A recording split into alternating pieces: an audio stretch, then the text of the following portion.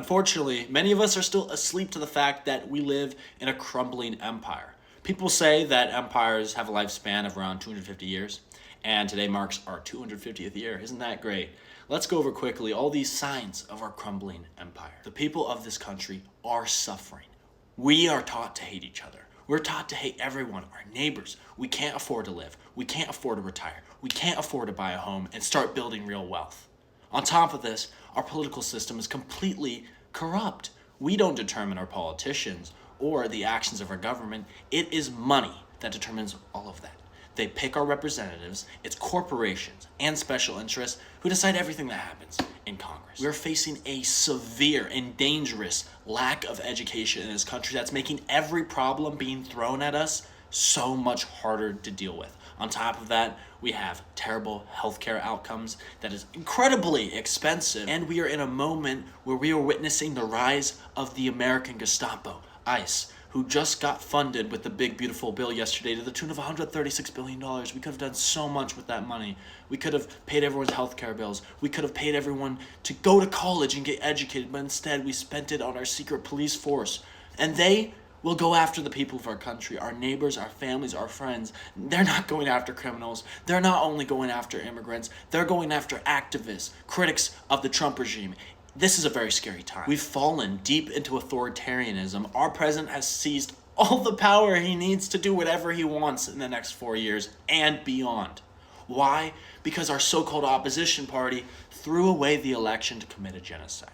And speaking of the genocide, of our empire's partnership in this genocide, we need to talk about all the wars we're doing. It doesn't matter if we spend trillions of more dollars on police and wars and weapons and death. It doesn't matter because it is profitable for the war industry. And truly, our Congress has no control over that because they're funded by the people doing the wars.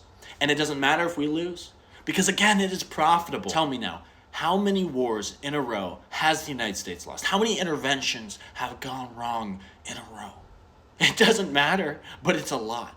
We've seen nothing from any of the millions of deaths our empire has caused in just the past 2.5 decades. We're not the only country with nukes anymore. That was a long time ago. We're not the only superpower in the world anymore. And the rest of the world no longer sees the United States as a bastion of democracy, as the hegemon that should uphold human rights. We don't represent human rights and freedom and all that to the rest of the world, if we ever did.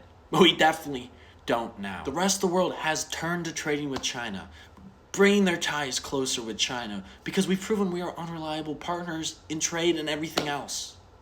The worst thing for trade, the worst thing for diplomacy is unreliability. Look what we did to Iran last month. We let Israel bomb them while we were having negotiations with them, pretending like we were trying to make a deal.